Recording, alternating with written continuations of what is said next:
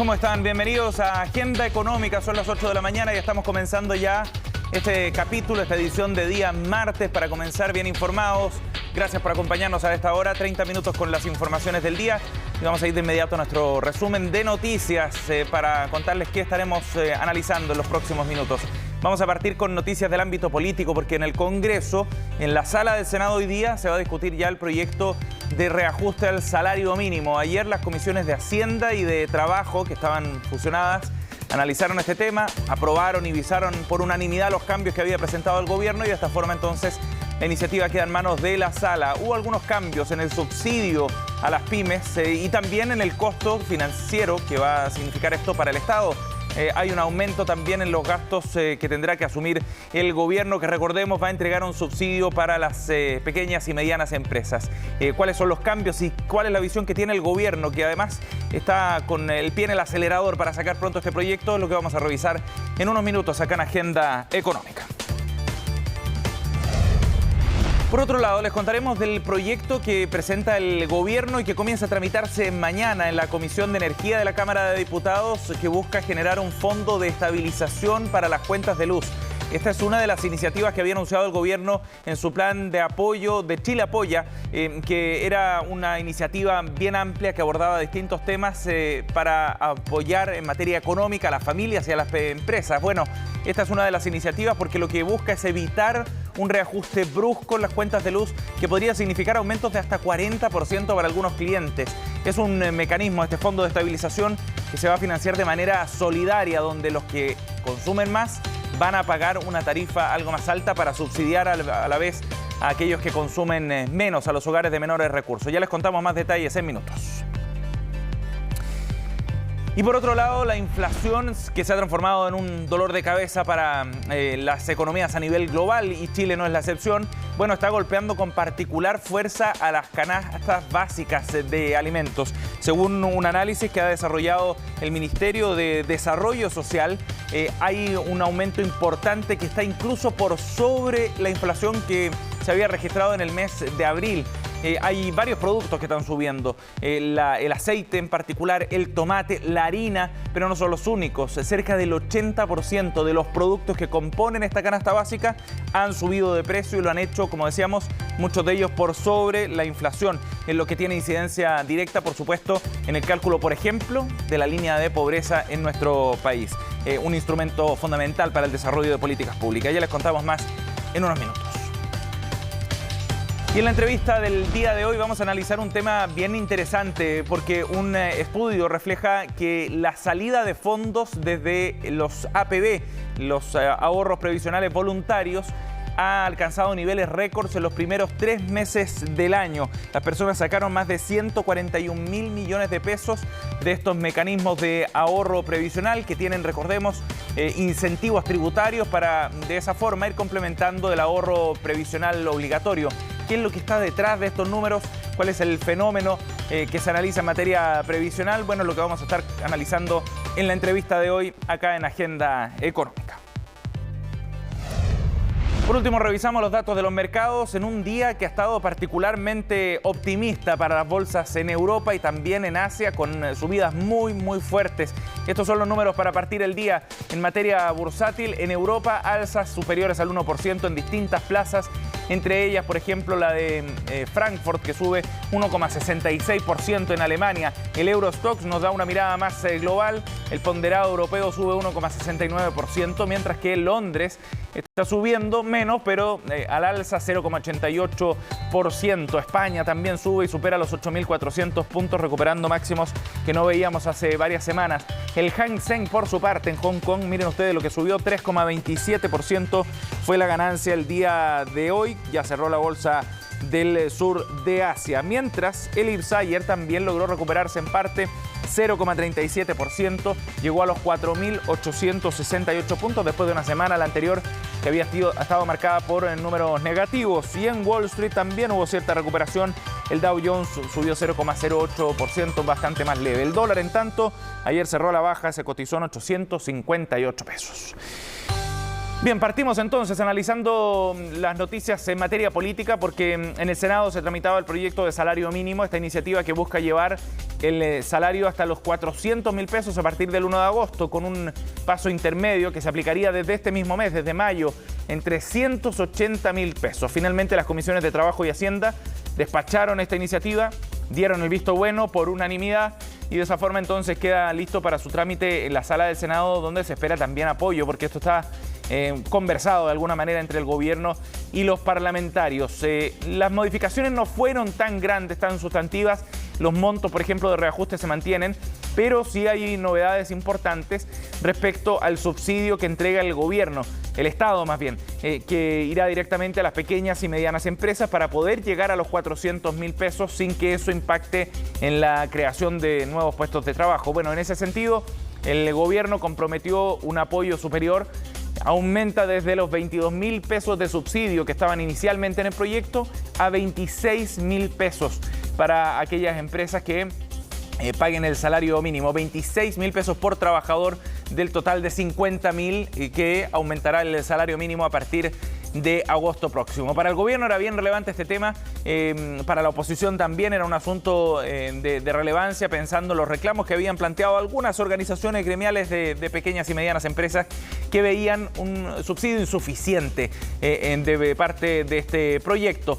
Además, eso significa también un desembolso desde el fisco bastante más alto respecto al financiamiento de esta iniciativa. Inicialmente se consideraba cerca de 118.000 millones de pesos. Finalmente esto va a llegar a 144.000 millones de pesos a fines de este año, si es que la inflación, tal como se espera, supera el 7% hacia el mes de diciembre. Si eso ocurre, recordemos que el salario mínimo automáticamente se reajusta a 410.000 pesos a partir del 1 de enero del próximo año. Un desembolso fiscal que estaba dentro de los márgenes estipulados, en todo caso, por el gobierno. Escuchemos qué fue lo que dijeron las autoridades ayer tras la aprobación en las comisiones de Hacienda y de Trabajo de salario mínimo. Contentos de que siga avanzando el trámite para reajustar el salario mínimo en nuestro país. Hay muchas personas que están esperando esta noticia y como Ejecutivo, en conjunto con el Senado, estamos avanzando a pie firme y sostenido en eso. Por eso esperamos mañana que en la sala se revise el proyecto y logremos también una amplia opinión positiva al respecto, porque sabemos que hay muchas familias que lo están esperando. En esta sesión se vieron las indicaciones que presentó el Ejecutivo, que recogieron algunas de las preocupaciones que manifestaron los senadores y senadoras en las sesiones anteriores y fueron acogidas muy favorablemente. En particular, esto involucra establecer un peldaño intermedio para el beneficio, el apoyo a las pymes, extender el complemento de la canasta básica de alimentos hasta abril del próximo año y también algunas modificaciones al ingreso mínimo garantizado.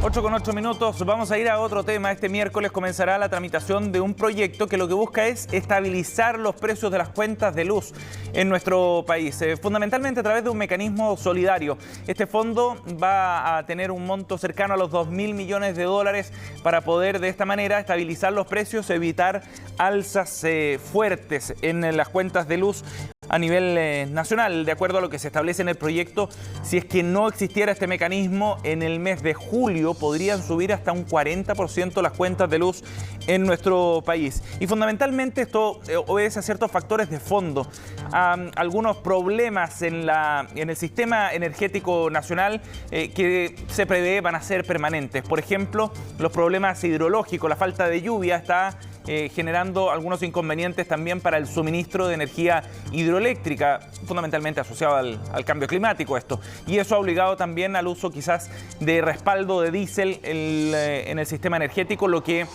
ha ido en aumento y ha repercutido además en un aumento de precios. Es una medida de carácter permanente, pero forma parte del plan Chile Apoya que había lanzado el gobierno en el mes de marzo. Se va a financiar, como decíamos, de manera solidaria, es decir, los que consumen más electricidad van a pagar una tarifa algo más alta para ir generando entonces este mecanismo que permite subsidiar las cuentas de aquellos que consumen menos ante este escenario permanente de un aumento de precios en el sistema eléctrico, y va a permitir estabilizar el consumo para todos los hogares que tengan consumos por debajo de los 250 kWh mensuales, es decir, cerca del 80% de los clientes regulados. Y este análisis que desarrolló el Ministerio de Desarrollo Social es bien interesante y muestra cómo la inflación está golpeando a los hogares de menores recursos, porque un estudio sobre el impacto que ha tenido la inflación en la canasta básica muestra que el 78% de los productos que componen la canasta básica han subido de precio en el mes de abril. El análisis determinó que en total la canasta básica subió solo en este mes 2,3% en su valor, más que la variación del IPC, que fue de un 1,4% en el mismo mes, en el cuarto mes del año. Es decir, está golpeando con más fuerza la inflación a los productos que componen precisamente esta canasta básica, que tiene muchísima relevancia, como decíamos, para distintos cálculos de políticas sociales en nuestro país.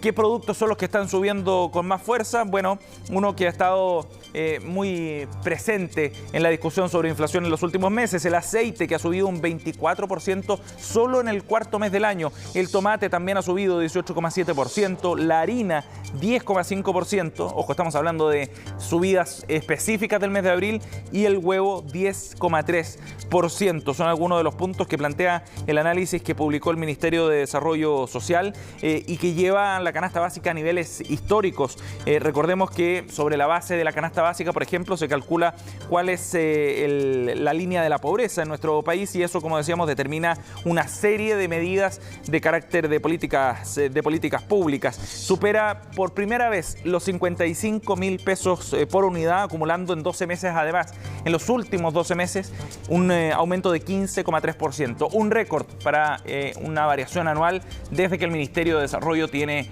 registro de esta canasta básica por diciembre de 2013.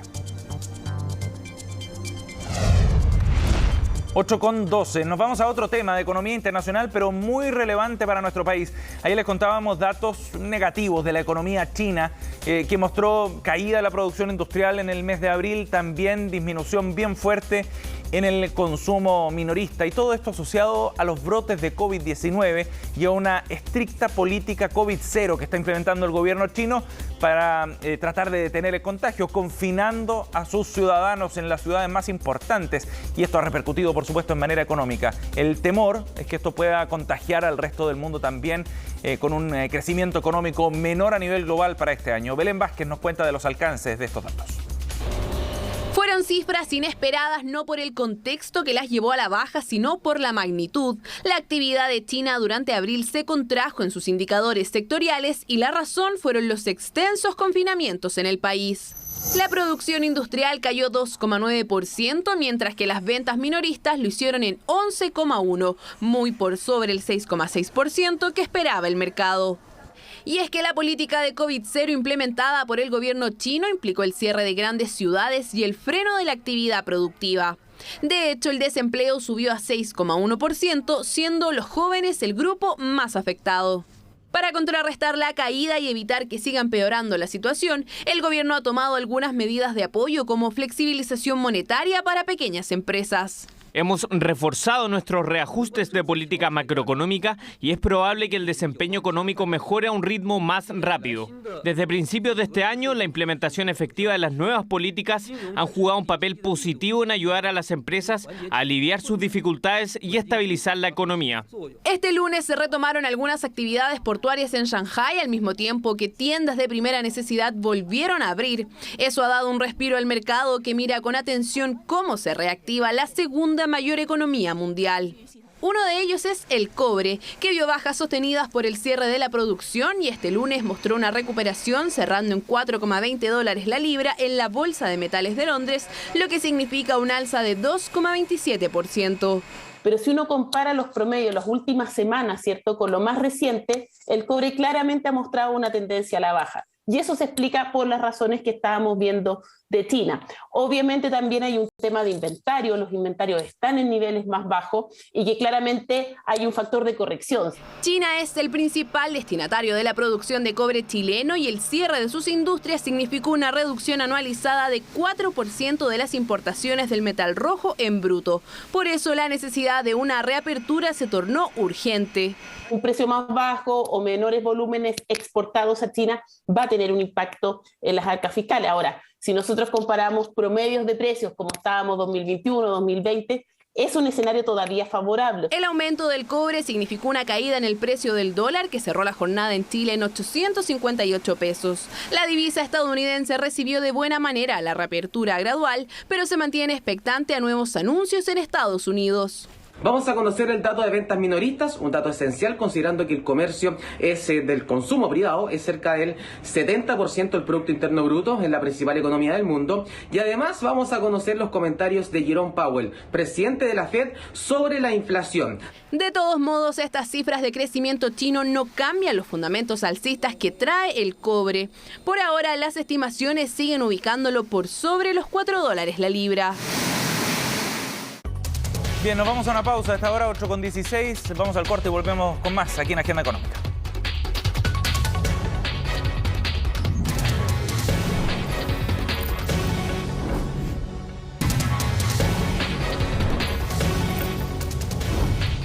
Ya estamos de vuelta aquí en Agenda Económica 8:19 para analizar más detalles de este informe bien interesante que les comentábamos en nuestro resumen respecto a una salida importante de fondos desde las APB en el mes de marzo, en el primer trimestre para ser más precisos. 141.000 millones de pesos se retiraron desde el ahorro previsional voluntario. ¿Qué significa esto y cuáles son los alcances que tienen? Es lo que vamos a conversar a continuación con María Eugenia Jiménez, directora ejecutiva de Brain Invest. Gracias por el contacto, María Eugenia. Buenos días, ¿cómo estás? Gracias por conversar con nosotros. Bueno, esta nota la trae hoy día el diario La Tercera en su suplemento Pulso. Es bien interesante el dato, María Eugenia, y queremos entender qué es lo que está ocurriendo con este sistema, que lo que busca, recordemos, el APB es fortalecer el ahorro voluntario de las personas, un mecanismo con ciertos beneficios tributarios, entre otros. ¿Qué es lo que puede explicar esta salida masiva de fondos, María Eugenia?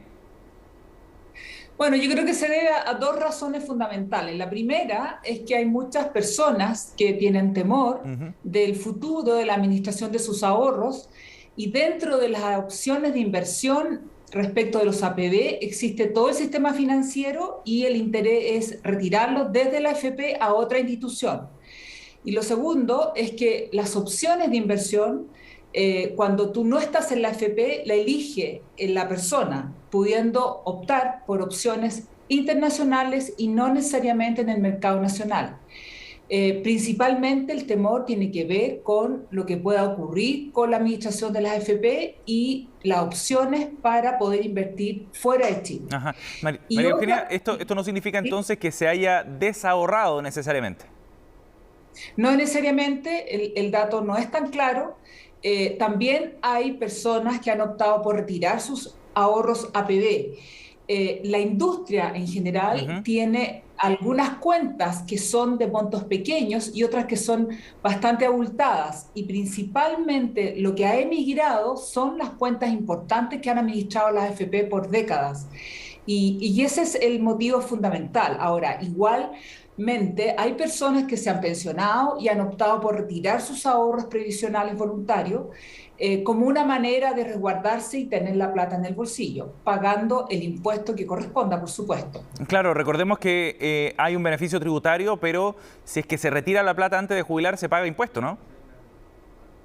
Sí, y tiene las penas del infierno, pero en general la gente que retira la plata es aquella que ya está pensionada, que ya hizo o ejerció su derecho a sacar un monto que está determinado por ley con un cierto beneficio, para algunos libres de impuesto, para otros pagando un menor impuesto del global complementario, pero hay algunos afiliados que han optado por retirar el total, independiente del monto de impuesto que tengan que pagar. Ajá. María Eugenia, interesante lo que mencionabas tú como uno de los posibles factores que explica esta salida y que tiene que ver con la búsqueda también de otros mecanismos de inversión, más allá de los que ofrecen las AFP en este instrumento en particular. ¿Qué nos muestra eso respecto a cómo se está viendo el ambiente de inversiones en nuestro país?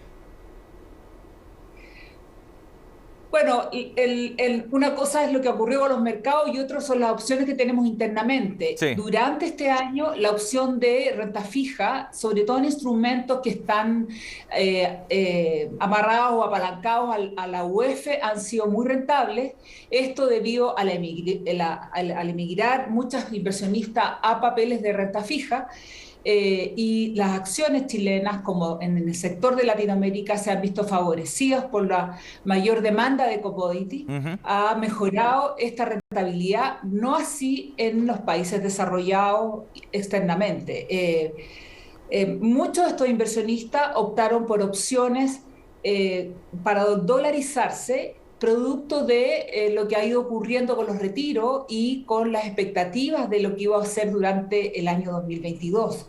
La verdad es que la guerra fue un balde de agua fría y las constantes alzas de tasas de interés de parte de la FED, que es el organismo como el Banco Central chileno, ¿no?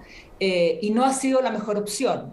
Por lo tanto, ha tomado mayor fuerza invertir en renta fija en Chile. Y por lo tanto la rentabilidad de esa proporción de inversión ha mejorado y ha resultado ser un poco un colchón de resguardo para el total de las inversiones. Sí. Ahora, María Eugenia, es interesante también el punto de la incertidumbre que hay a nivel político y cómo golpea las decisiones que están tomando los afiliados hoy día en materia previsional. La posibilidad de mover los APB a otros desde las AFP a otras instituciones es bien interesante porque es una muestra precisamente de ese nivel de preocupación. Hoy día los afiliados están mostrando cierto nivel de incertidumbre respecto al futuro de sus ahorros previsionales. Sí, sí. Esto no viene desde ahora, viene desde hace empieza a ocurrir con los retiros del 10% y se prolonga y se intensifica, yo diría que desde el primer semestre del año 2021. La necesidad de dolarizarse y para eso existen opciones que algunas instituciones ofrecen, donde la inversión es 100% en dólar y cuando el inversionista cambia entre los fondos que ha elegido, no venden los dólares, sino que se reinvierten a sí mismos los dólares. Entonces, no existe una pérdida por el cambio de la moneda y eso hace que el inversionista se sienta más seguro. Y porque efectivamente la expectativa es que el dólar en Chile continuará siendo alta y de hecho los números lo están demostrando. Sí.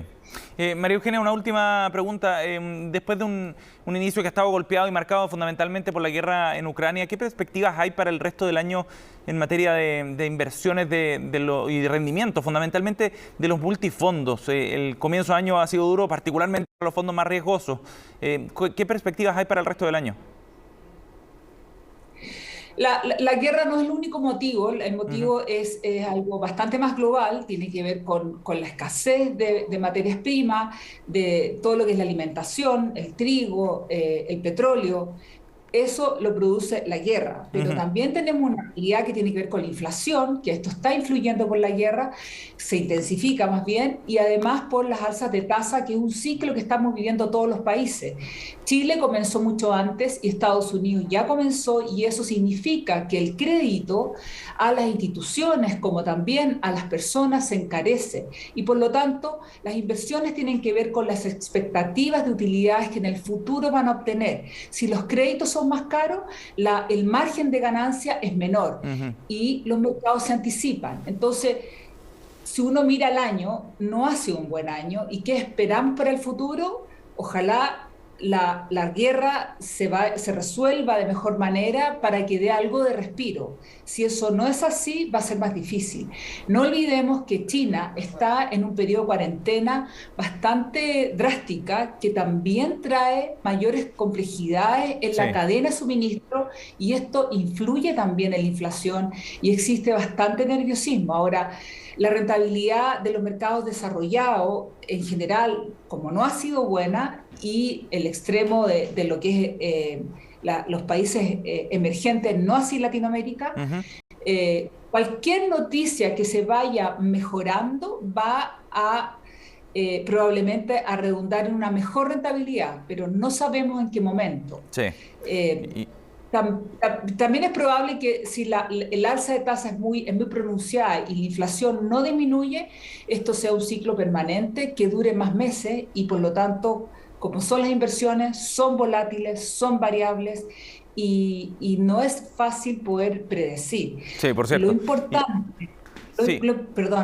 Lo importante es que las personas elijan su portafolio de inversión de acuerdo a lo que tolere, porque si no, el estar cambiándose muchas de las veces va a ocurrir que las grandes ganancias las va a dejar de ganar. Bien.